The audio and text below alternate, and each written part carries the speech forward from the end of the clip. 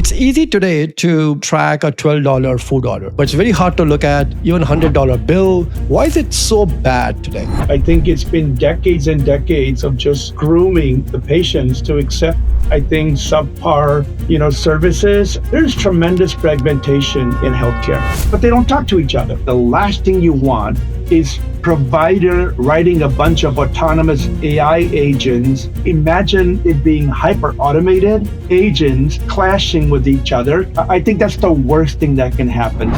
But imagine the diagnostics, imagine the completeness of the ability to look at the entire history chart, how you react to them, that entirety of bringing all of the data together. Who has the biggest advantage in healthcare AI right now? I think whoever owns the workflow layer is the winner. The healthcare organizations that will win in the AI era, they treat AI as an operating model redesign, not a technology deployment. The opportunity is to start with why do we do it in the first place and really reimagine if you were literally starting this business from scratch. Everyone talks about transformation in healthcare. Manish is someone who has lived and led it. And he comes from both the two important perspectives. One is coming from a health systems background, and second, today from a platform shop. So we'll spend some time with Manish talking about sort of two different worlds. And Manish, excited to have you on the gig. Welcome. Thank you. Appreciate that. Let's start with something which is very close to my heart, experience. And I'm sure you have seen it in your several decades in the space. It's easy today to take a look and track a $12 food order, but it's very hard to look at even a $100 bill, understanding the claims, understanding the prior auth that was denied. Why is it so bad today?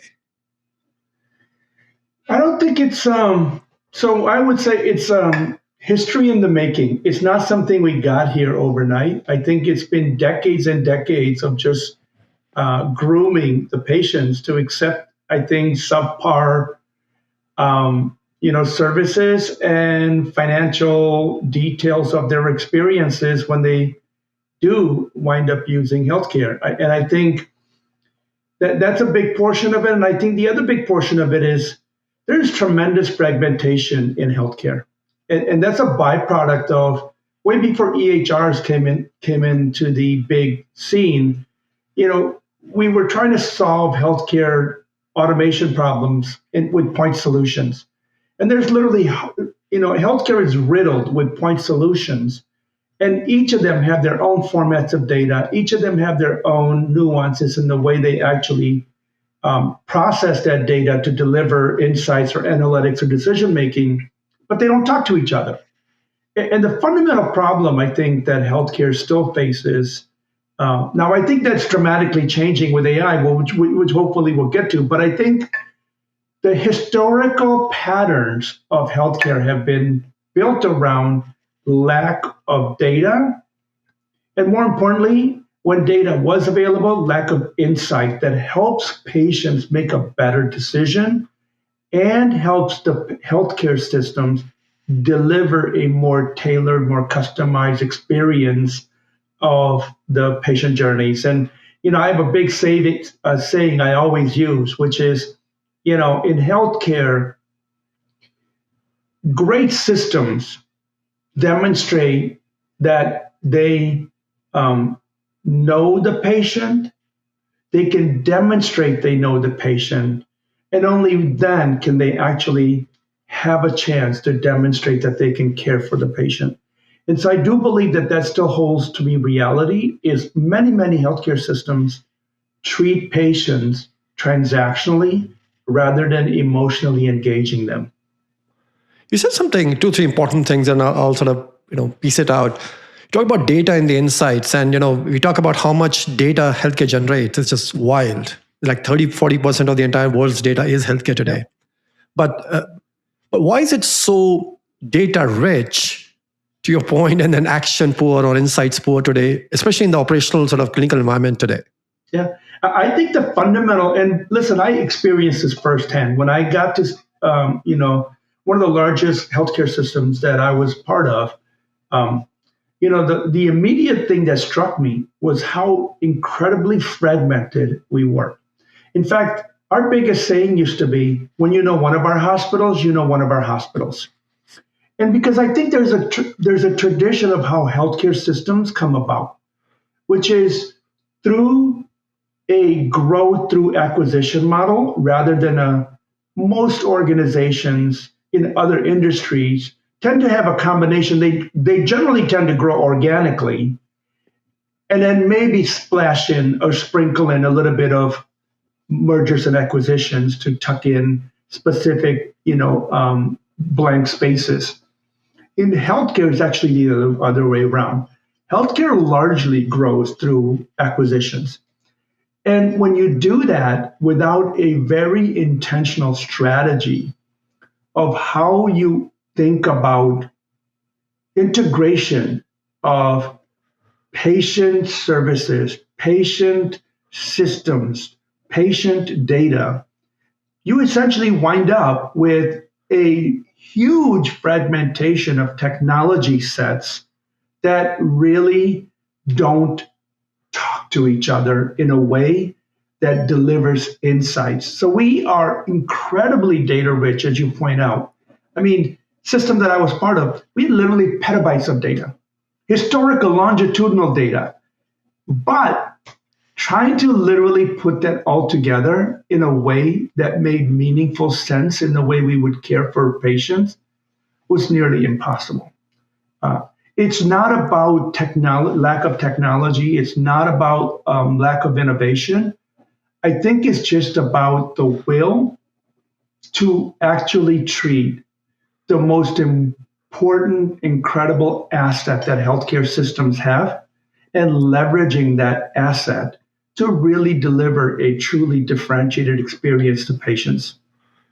Is it also a function of being provocative? So say if you were to ask, say, Tesla or Netflix to say, hey, here's $1 billion, go redesign a health system in Nashville market. Yeah. And there are things they will do and there are things they will not do. So I'm just curious to your point on will and the investment. I was reading some article like 5 trillion now. So the number is about astoundingly high.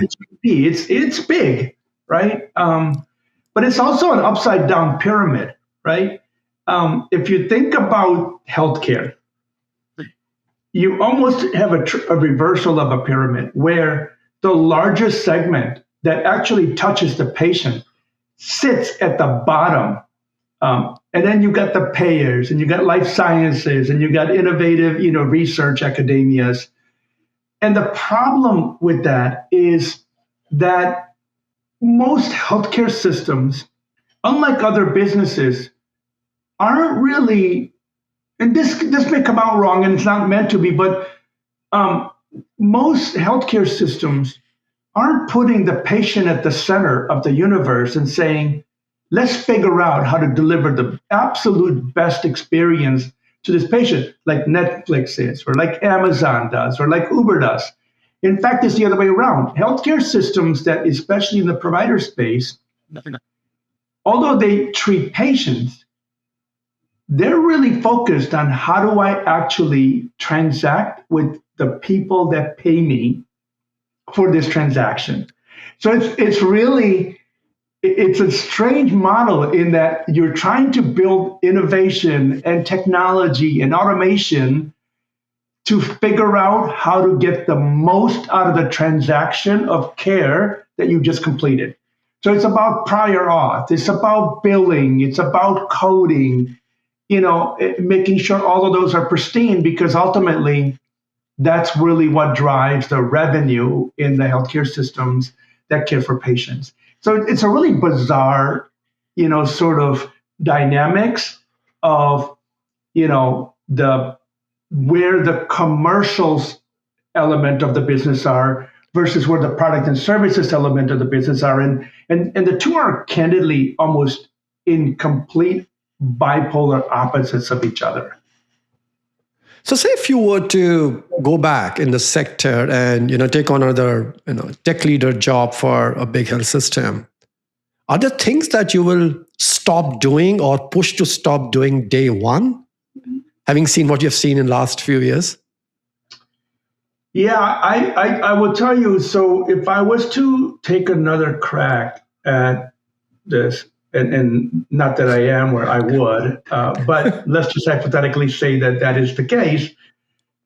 I think I would start with focusing on what truly drives, and this is hard to do because uh, what I'm about to tell you is it's not something that hasn't been tried before. There have been innovative, startups who have actually started with this idea of, we're going to create an exceptionally well cared for, managed care business where we're going to really provide concierge service to our patients.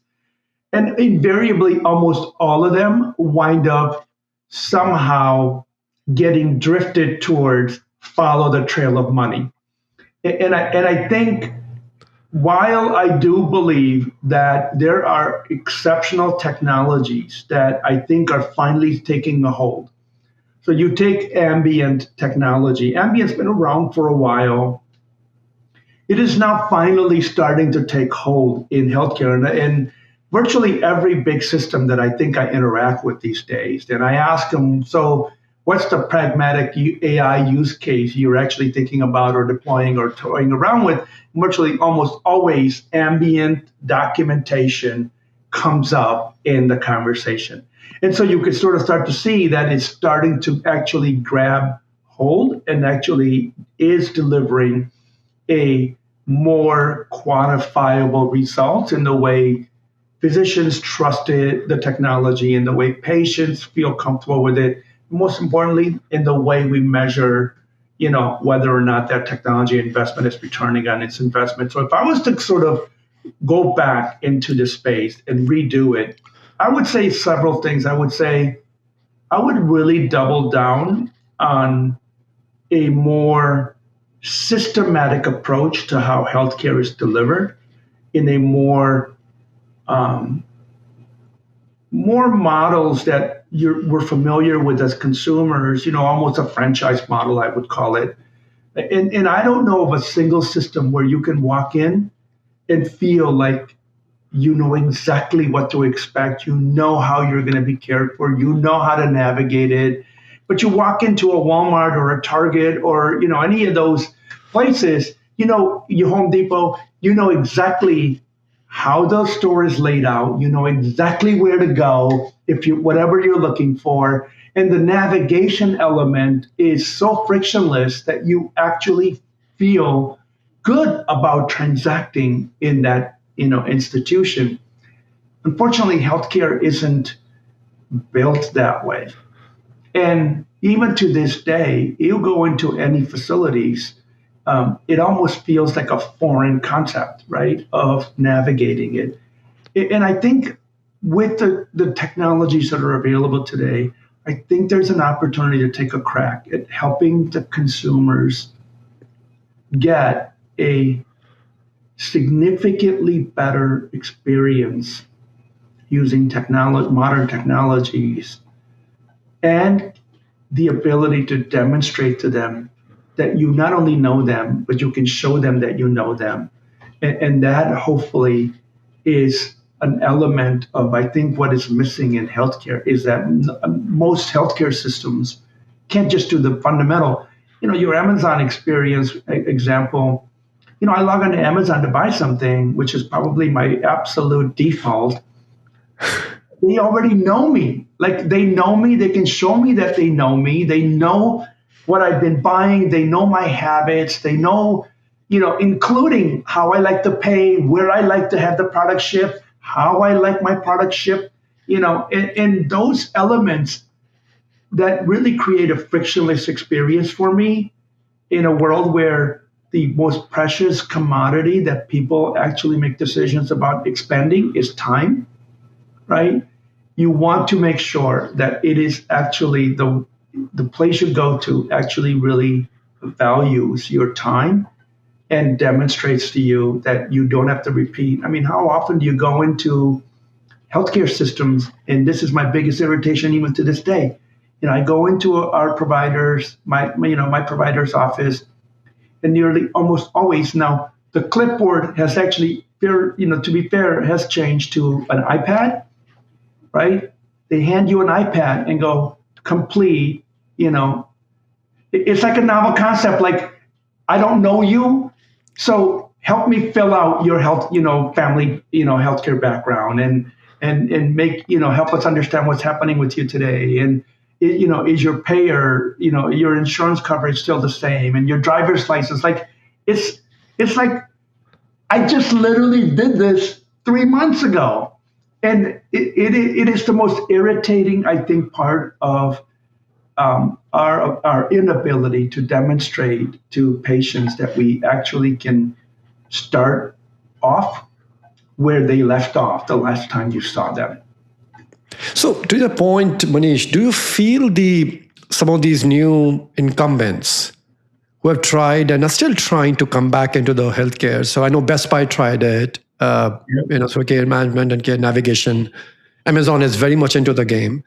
So, are you seeing examples where shops like these, in some meaningful way, in some market, in some therapeutic area, is able to start to make a dent and say, hey, for example, I was watching one of these ads where a mom having an issue with feeding a baby.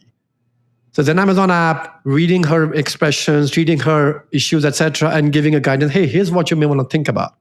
So I'm just curious, are you seeing examples where, and nothing to do with the AI, we'll come to that, but I'm just saying basic human experience, pattern matching, and saying, hey, here's how you should do it better?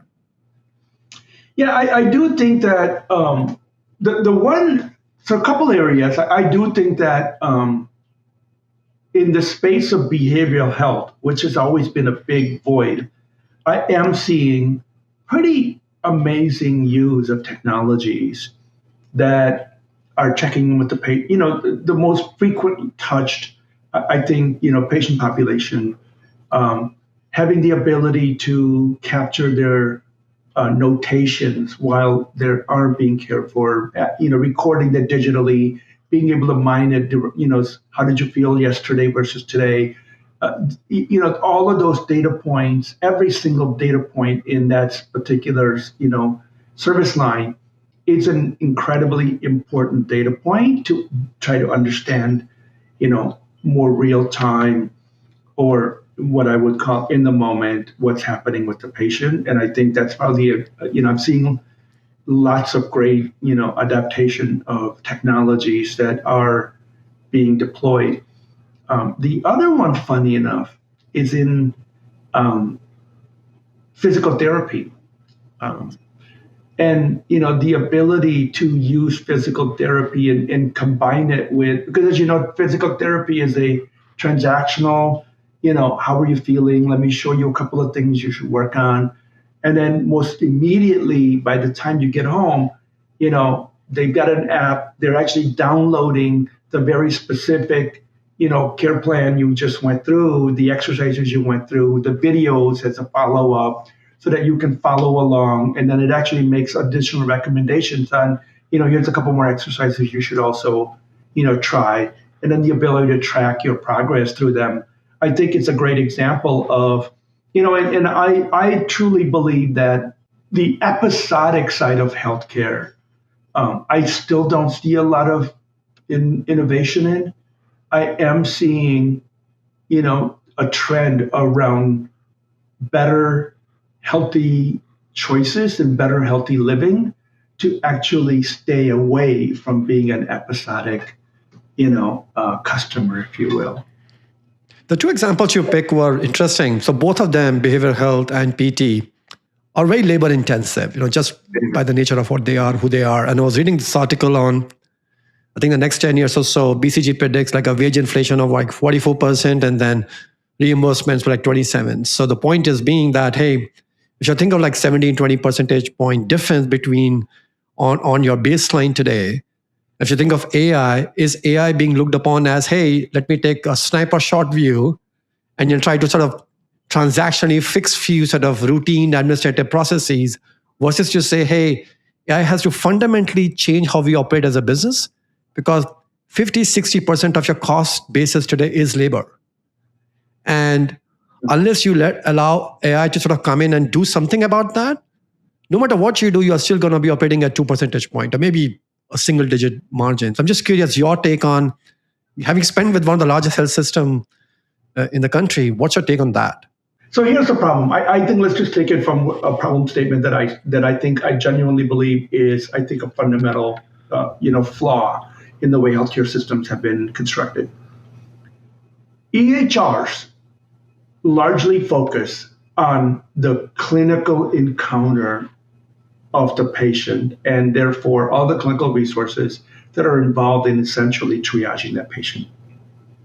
Well, it turns out that to actually deliver an incredible experience, the whole house has to be involved, right? So everybody from dietary to bioengineering to mechanical to facilities to housekeeping, in none of they all play a role in how that patient gets the experience that they truly deserve, outside or above and beyond just the clinical part of it.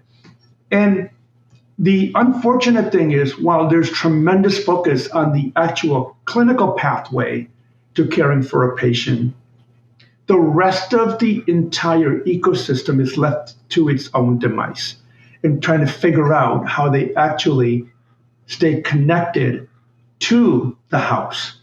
And so as a result of that, I think what you wind up seeing is the clinical workforce. Let's get very specific.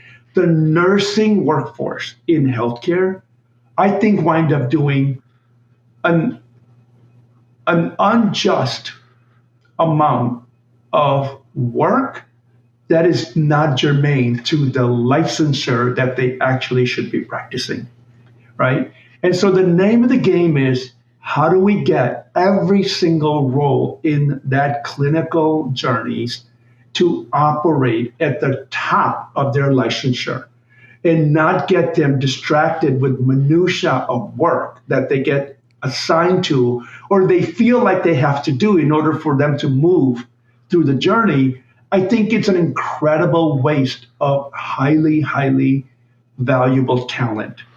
And so I think you have to think about, how do you deploy technology, specifically workflow technologies, that actually devise the entire care journey, not just the clinical encounter journey, but from the beginning, from the front door of the house to the actual, back door of the house, and tying everybody together in a singular workflow that ensures that everybody is being assigned the tasks and the work that they're specifically assigned to do, and giving everybody the transparency to monitor and manage that. I think those systems that think about the journey in that fashion and ensure that if a nurse is rounding, she doesn't get distracted with a patient that really wants, maybe the food was bad or cold, or maybe they want ice chips, maybe they want some water, maybe there's a spill on the floor, the room is too hot, too cold, the TV doesn't work.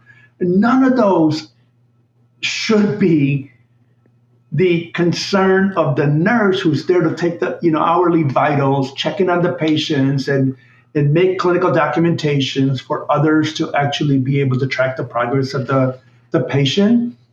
She should be able to demonstrate the actual empathy to the patient of, I care for you, and I understand that you actually want or need other things.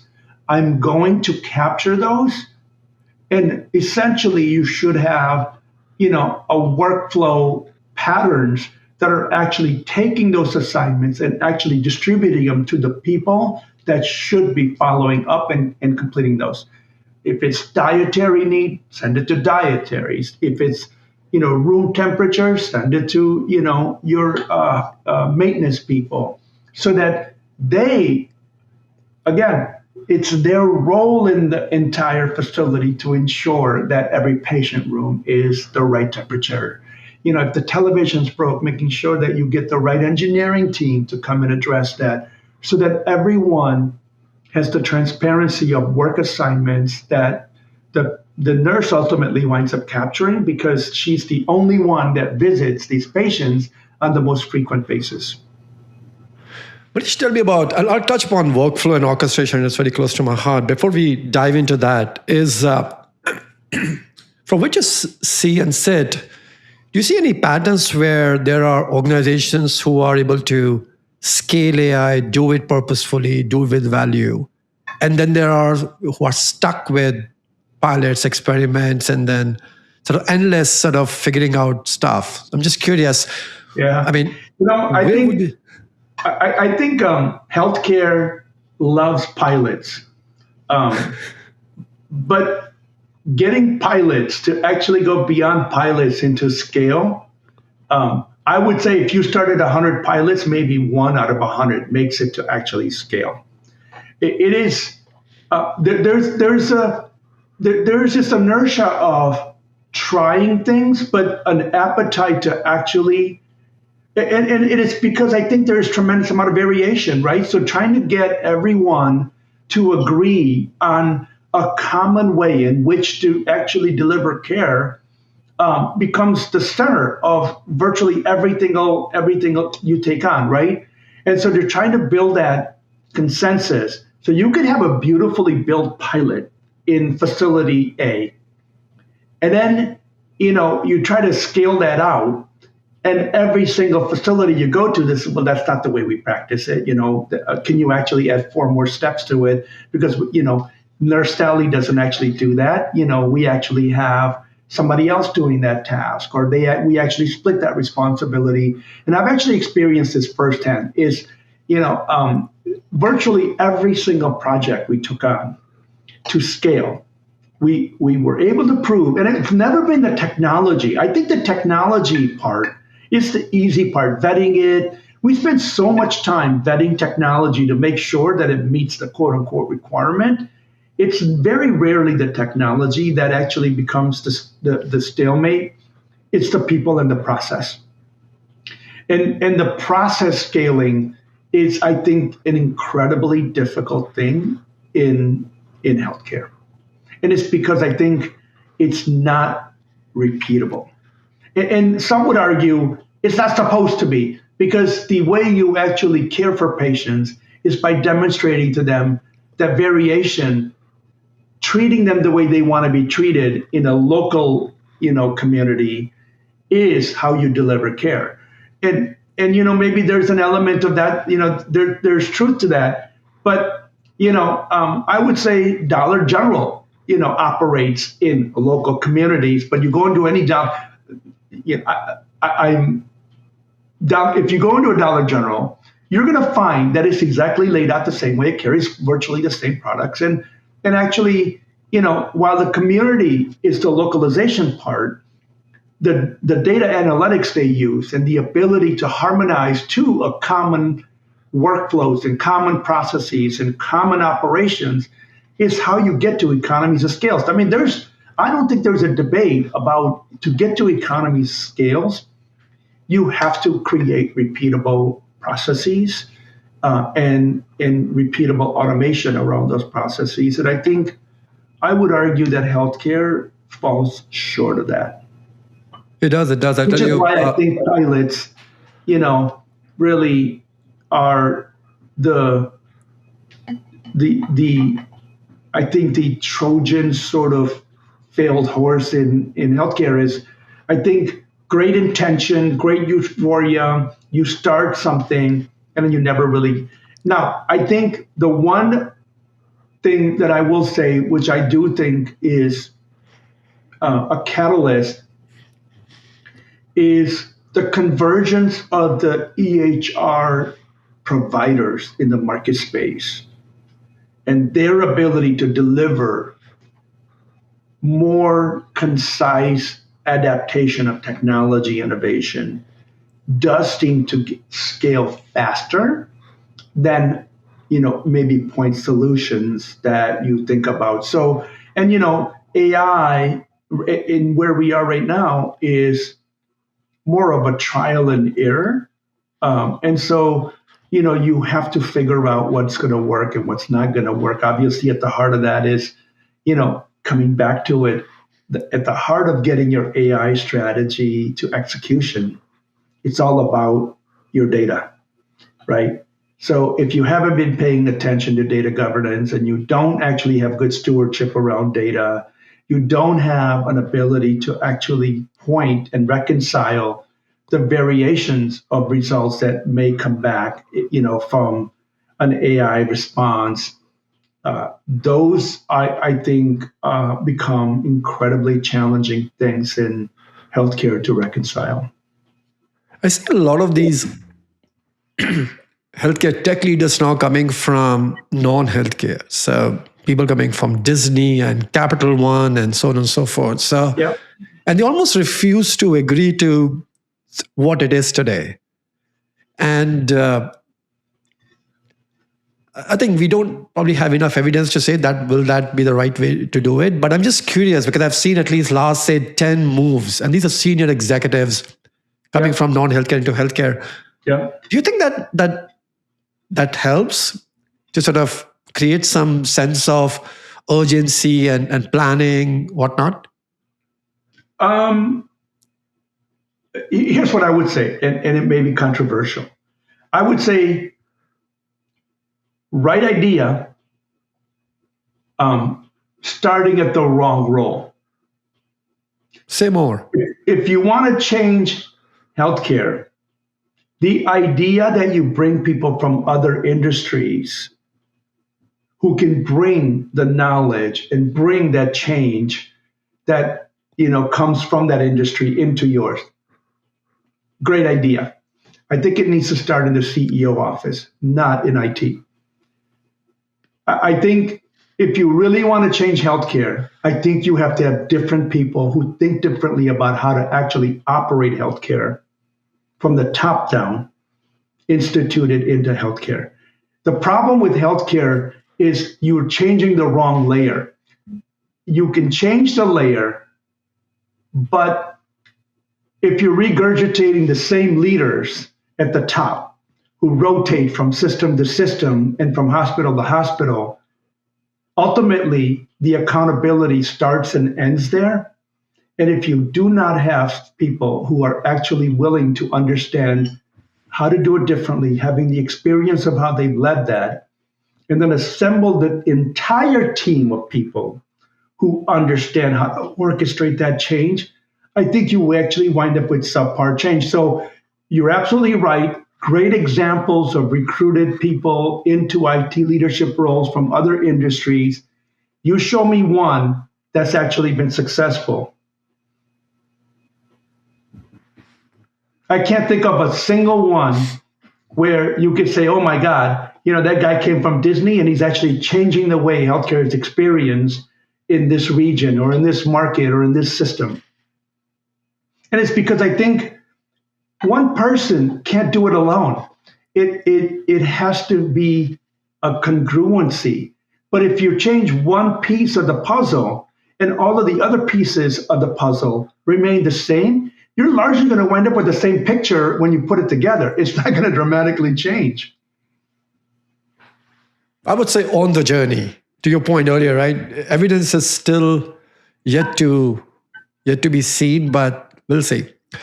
You talk about workflow orchestration, and this may be a controversial question, but in your mind, given all the news and that Epic is in, so who owns this orchestration layer? There is Epic, there is hyperscalers, there is platform shops, there are these new AI native sort of shops coming up.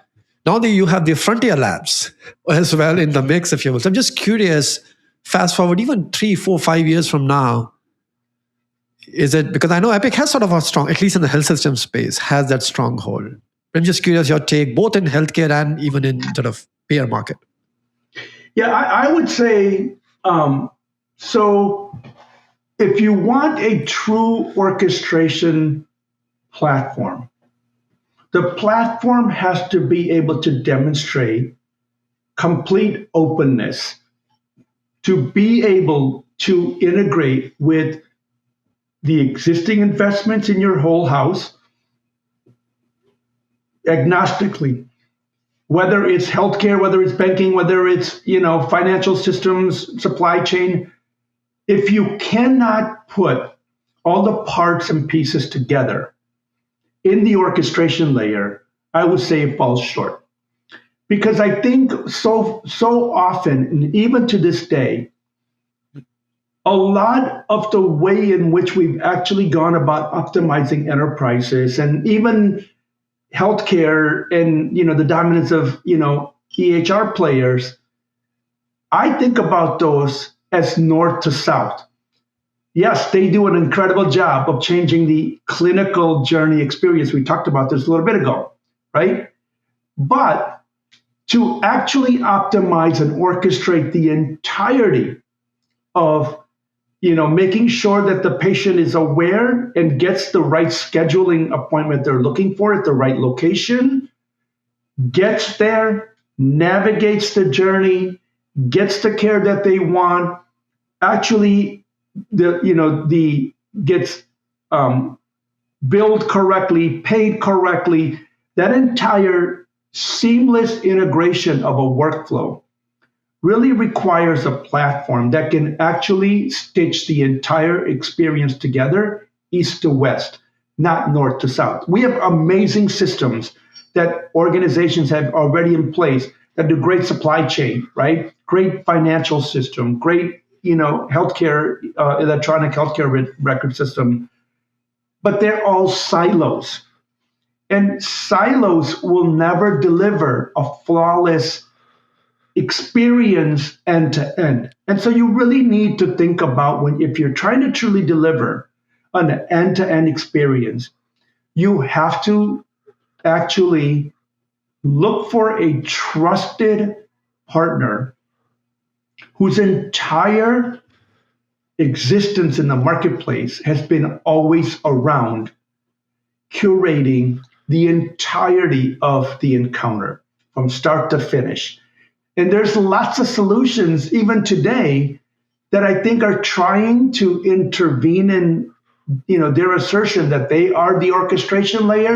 Let me tell you, orchestration layer is hard, because to get the orchestration layer right, you have to understand three fundamental things. You have to understand people, places, and things, and be able to soundly secure them. And when you think about a platform that captures the people, identities, how you manage them, how you roll them, how you assign them skills, how you actually take advantage of their skills, all of that today sits in an HR system. But to actually take advantage of that, to operationalize it, who and how does that get happen? That only happens when you can pull that information out, reason it, help someone make a decision, and then the most important thing, which is execute it, to actually be able to complete that intent, to actually complete that transaction. And that's a lot of different pieces of the puzzle that have to all be stitched together seamlessly to deliver a absolutely integrated experience that a true orchestration platform should be able to do as their core competency. So say there is an organization who's looking exactly at that today. And with all the new tech stacks, especially the open source AI, the LangGraph, LangChain, you can do a lot. And then there are commercially packaged AI software available today. And as you think of build versus buy, or there is sort of fusion between build and buy together, what are the things they should consider, knowing what you know and knowing how much AI can do today in terms of coding, designing, testing, deployment, and rollouts, and fast forward the speed with which it's changing for next 3-4 years. So how should you think of the traditional build versus buy in the today's context to build that, or at least have that orchestration layer? Yeah, and look, I think what history has shown is this euphoric state that we're in around, I can build my own things. Listen, we've been in the build world, and we all decided that the actual total cost of ownership of something you build over the life of it actually becomes incredibly onerous and in a lot of cases becomes a huge risk to the organization. And so we actually all gravitated towards buy. And, for the last 20, 30 years, we've been in this buy mode, right? Where we've actually have gotten accustomed to buying things with the expectation that we can expeditiously now, roll those capabilities out and actually take advantage of them, right? And candidly, that's the whole reason why, ERPs over the last 30, 40 years took strong hold because there was a lot of, build that was transitioning to buy.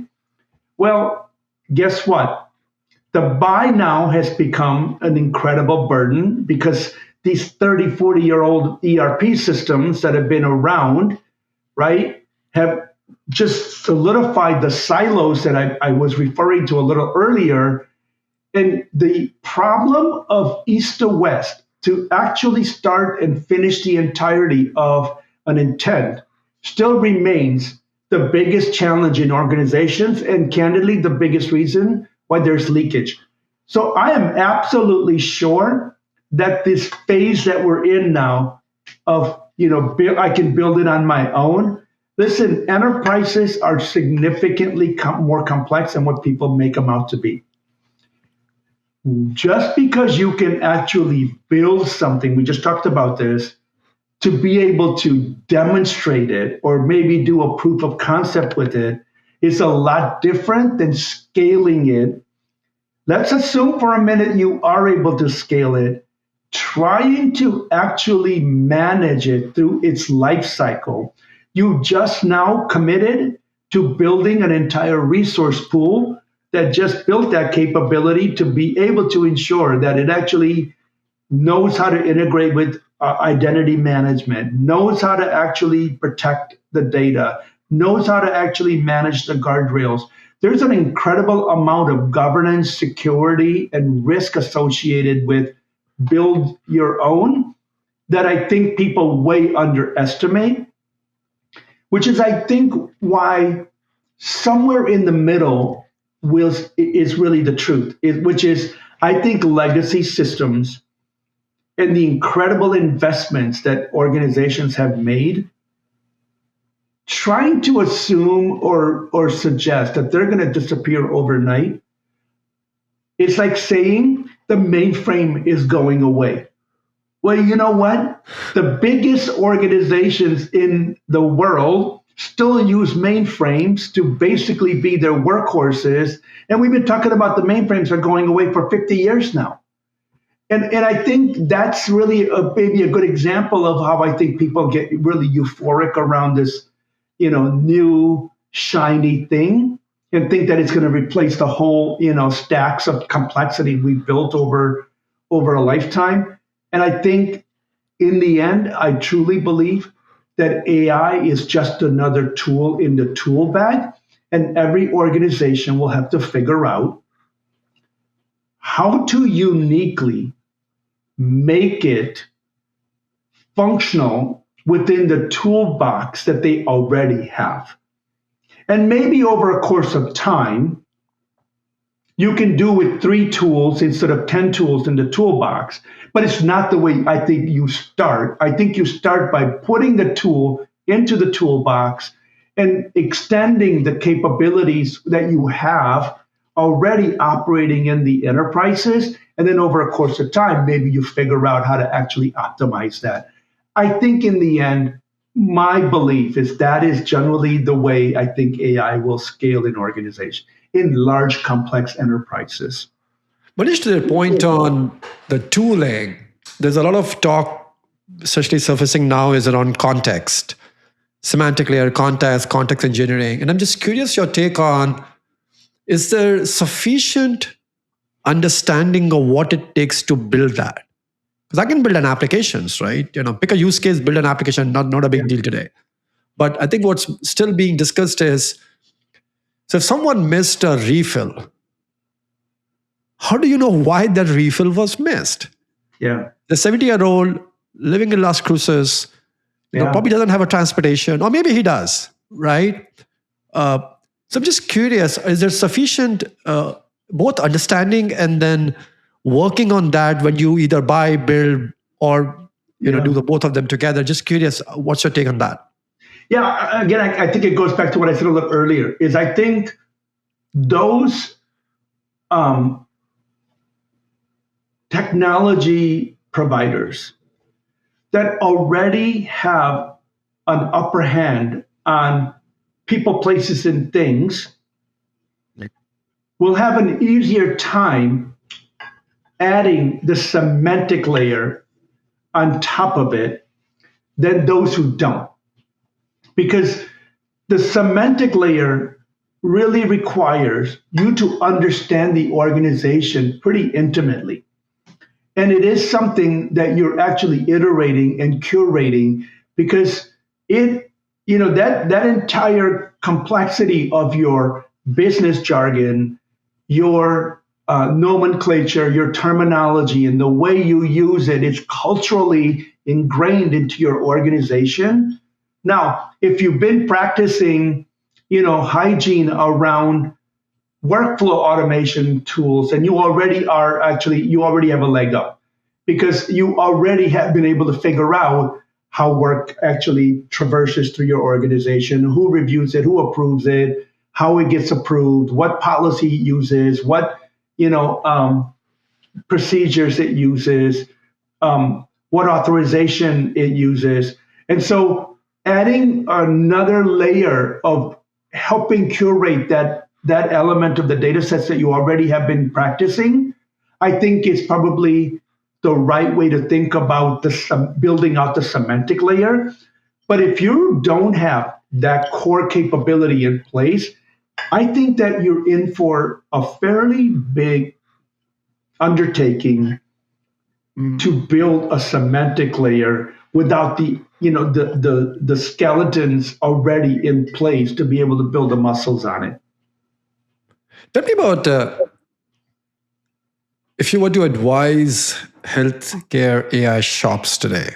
They're more than enough in Nashville, and especially place where I come from. Is what would you tell them, having been on the other side of the table, having seen and even seeing today? What would be your guidance to these shops be?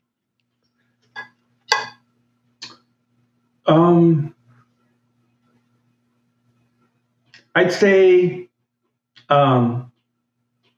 if you're not close to retirement, maybe think about another industry. No, I'm kidding. I mean, I would actually say that, because I think healthcare is incredibly complex, not because it has to be, but I think there is far too much writing on it to actually make it simpler. That sounds crazy, but let's just play this out. We started this conversation with nearly 20% of the GDP. Let's assume that you can take $1 trillion out of that, of healthcare structure cost, right?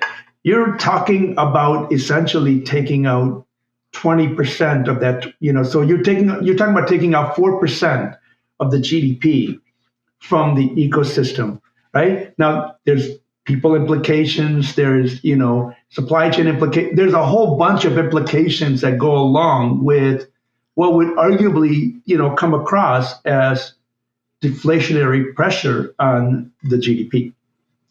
And so, and who in their right mind is interested in, so I think that this is unfortunately a very complex economy problem, more so than an industry problem. So industry problem, absolutely agree with, but I think the question then becomes, if you solve for it, what actually happens to the economy?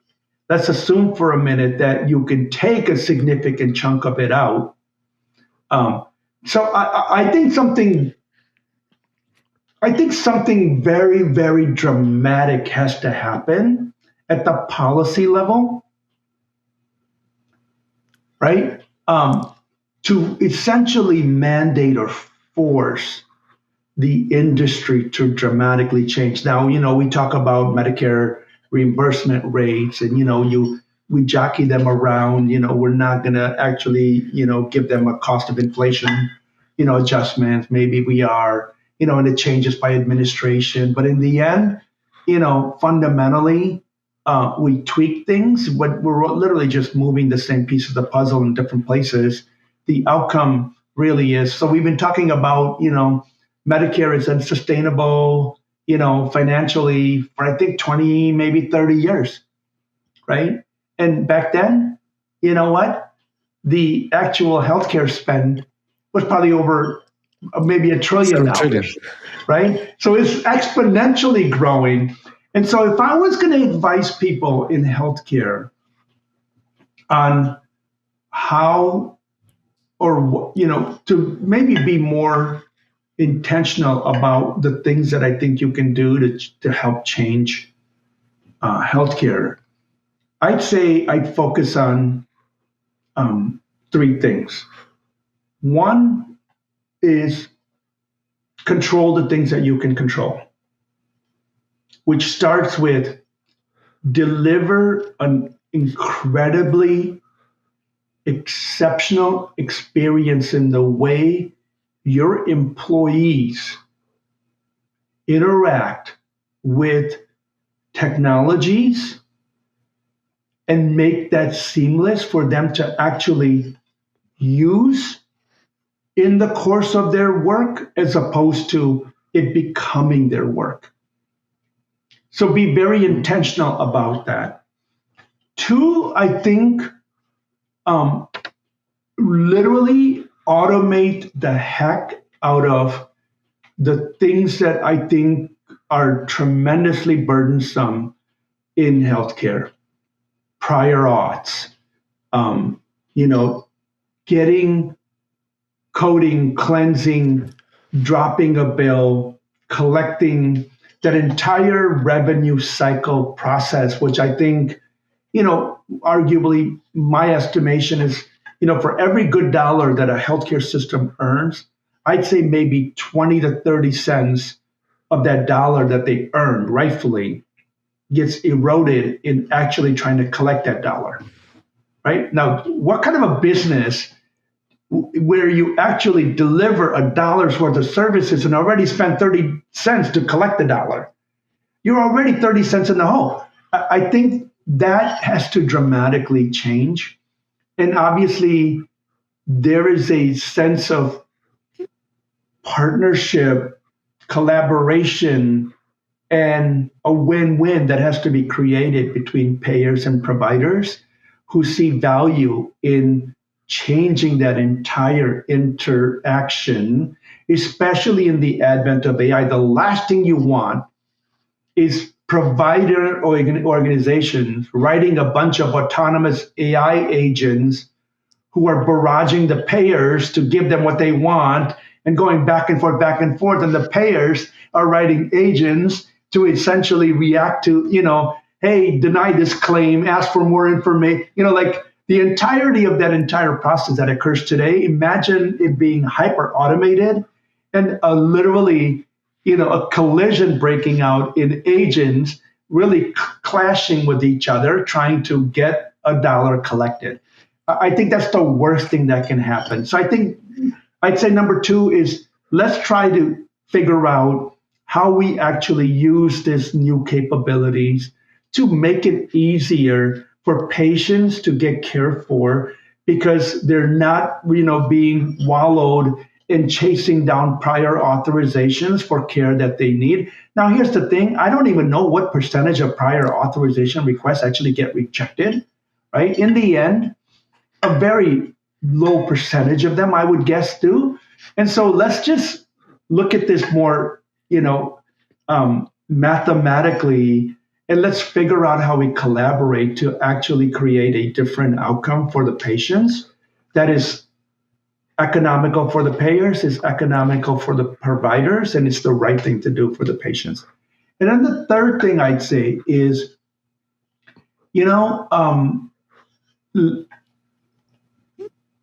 figuring out how to create, using the technologies, the stickiness to change healthcare from episodic healthcare to a whole patient wellness. Now, the implication there is, healthcare systems only get paid for episodic care. They don't get paid to keep the patient well. They only get paid to, treat a sick patient. But I think where we're headed, I think personalized medicine is very real. I think that technology playing a better role in an informed consumer that is actually able to help themselves with their own healthcare is real. So in a world, modern medicine that is actually being created to help people, with weight loss or with, caring, basically treating some very chronic illnesses is real.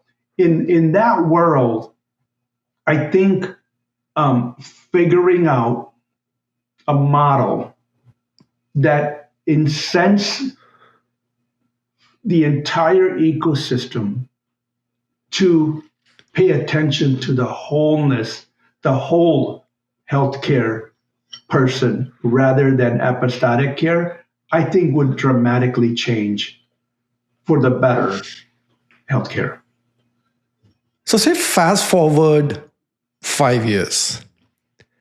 Are there things that today look routine in what we do in healthcare, Manish, that will look absolutely outrageous, say by 2030 or 2032?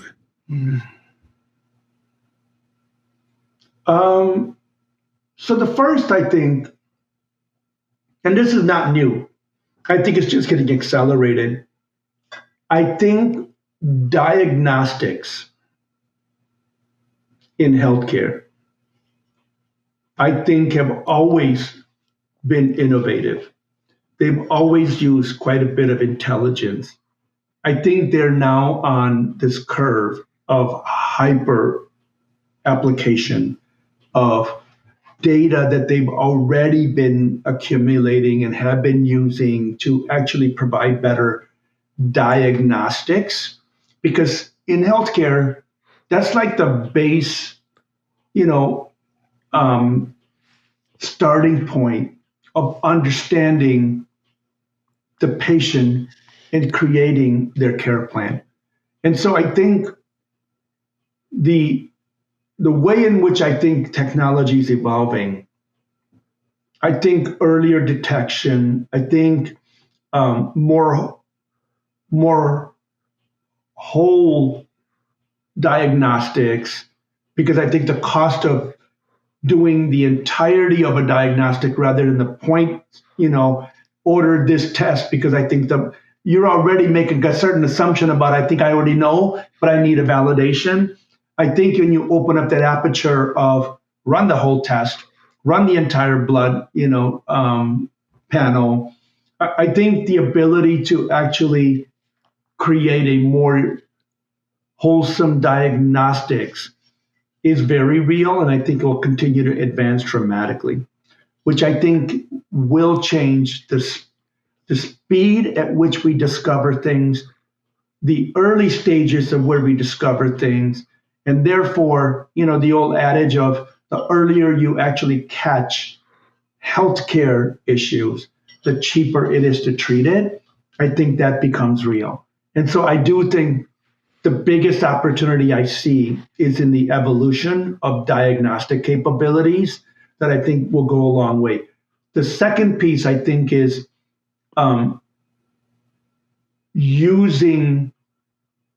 truly using the longitudinal data set of the patient to actually take into consideration. Because let's just be honest today, um, you know, drug interactions are a function that pharmacists perform, right? But imagine the diagnostics, imagine the completeness of the ability to look at the entire history chart, what medications you're on, how you react to them, that entirety of bringing all of the data together to make a better informed care plans for people that you care for, I think is very real. And I think you will see a dramatic advancement in that. So I think, there is absolute, and the third piece I think is we've been talking about home health, or maybe taking care of patients outside of emergent brick and mortar.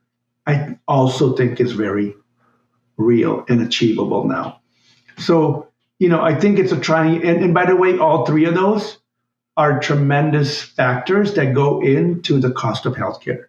And so I guess the byproduct of that is if all three of those hold true, you will see maybe if we could just stop the exponential rate at which healthcare cost is going up. Let's just start there by just seeing if we can actually at least get it to slow down the pace at which it's actually increasing.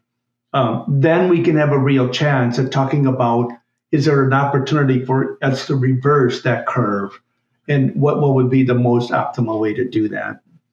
I think you're spot on. Especially your talk on the diagnostics is like couldn't be more accurate, because I was looking at some data about the pharmacy spend, both specialty and non-specialty. Like an average senior is like at 25, 27 drugs. It's like 50% of the time they don't even take the meds. Yep. And then 70% of the time they don't even know what meds they are on. And then this sort of notion of deprescribing doesn't exist. Doesn't exist. So there's your PCP adding something. There is your cardiologist might be adding something. There's a nephrologist adding something. And then you have a Xanax having an issue with opioids, and the person falls and then have an issue in ER. Yeah. And then you find, hey, you know what? Somebody costed $20,000. And Completely avoidable. I think, I may say something controversial, but this whole emergence of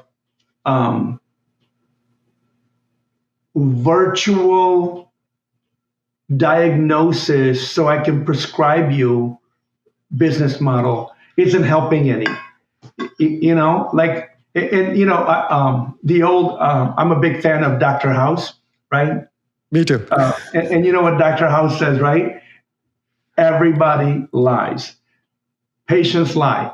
And so if your end goal is, I want to get this particular medication, right? Then you work backwards to, what do I have to say to the doctor so that he'll prescribe me this medication? That is the wrong way to, like, if that's the only mechanism by which we actually operate, then you're absolutely right. That I think you wind up with a whole bunch of people prescribing because they're listening to the patient and describing what I'll give you my in-laws, right? I literally think I have an entire pharmacy between the two of them in my house. And the thing is, they hoard medication, right? Because they're afraid they're going to run out. And then, they actually then take the medication out of their original packages, and then they actually put it into these, organized by day. And then they have no idea, like if one drops on the floor and you say, hey, what is this? Oh, you know what? I fell. So what is it? Like, what are you taking this for? They have no idea. Like, it's like, and literally it's like they must take, I don't know, maybe 30 different medications, of one set. And you wonder, like, is anybody paying attention to, the reconciliation of, are these really effective in, and so the whole system, right? It's, it's the prescribers, it's the fulfillers, it's the reimbursers. Like, between all of the parties that are involved, there's a case for optimizing the way you actually, And again, it comes back to data sharing, right? I mean, if the left hand doesn't know what the right hand is doing, right? And the right hand's job is to just fulfill, and the left hand's job is to just prescribe, and the third person to just pay for all of these things, you know, They're doing their then job. you can easily see how it actually gets off the rail pretty quick. Yeah, I mean, if you think of it, the healthcare in this country is the third largest economy. That's just wild. I can't even imagine. I was like, wow. And then we're growing some. So that's that. So here's the thing. You and I spoke. I've added what I call lightning round. So these are 10 questions, one word or maybe two at best. Okay. Okay. Let's start. So one healthcare AI buzzword you wish would disappear tomorrow morning. Transformation. It's Okay. the most overly used word, I think, in today's modern days. One hospital workflow that should not exist in 2030. Prior auth. All right. This may be controversial, but I'll put it. Epic, ServiceNow, or AI native startups? Who has the biggest advantage in healthcare AI right now? I think whoever owns the workflow layer is the winner. So in your examples, between the three that you're providing, not to be biased, I would say ServiceNow, hands down. Because the AI native startups, unproven, Epic, doesn't own the entirety of the enterprise workflows. The only platform that has any prayer is ServiceNow. Got it. One technology healthcare massively overinvested in over the last decade. Oh, that's an interesting one. I would say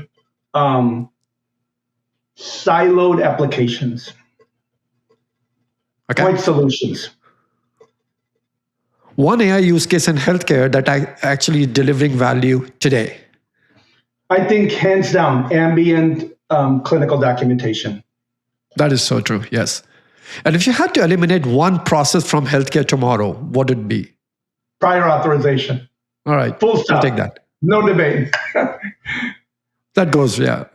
What is more important for healthcare success? Better models, data, or workflow? I think I know the answer, but go ahead. Listen, better workflows all day long, because better workflows will actually give you the opportunity to have every employee working at the top of their licensure, which is what you actually pay for. One habit that Manish has that makes him more productive. I've gotten in the habit of using voice notes. Okay. So I capture idea, like I'm always thinking about things, and I literally now have gotten used to just using voice. I'm using voice more so than I've ever used before. Interesting. Okay. We'll talk about that.